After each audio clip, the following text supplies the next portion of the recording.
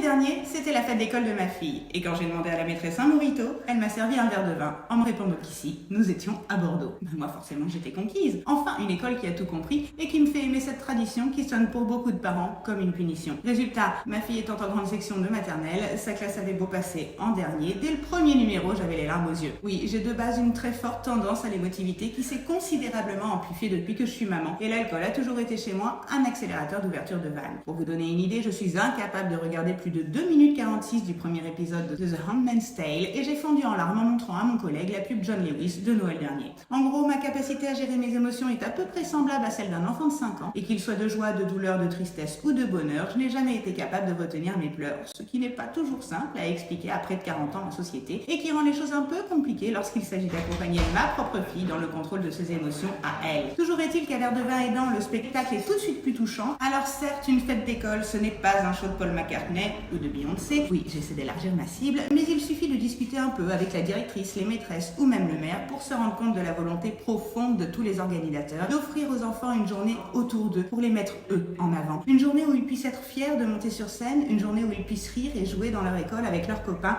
tout en étant avec leurs parents, une journée où ils nous font partager cette partie de leur univers que nous connaissons le moins et qui nous intrigue tant. Une journée spéciale, un peu magique et qui restera gravée longtemps dans leur mémoire d'enfant. Alors oui, une fête d'école, c'est facile à critiquer, mais n'oublions pas que les moyens alloués à l'éducation nationale ne sont pas les mêmes que ceux nécessaires à organiser un Super Bowl et que nos enfants, ne vous en déplaise, n'ont clairement pas le niveau de Jay-Z ou de Rihanna. Alors redescendons un peu sur terre et admirons plutôt le sens du système D hyper développé du corps enseignant qui parvient à mettre des étoiles dans les yeux de nos enfants avec du carton, du coton et du papier crépon.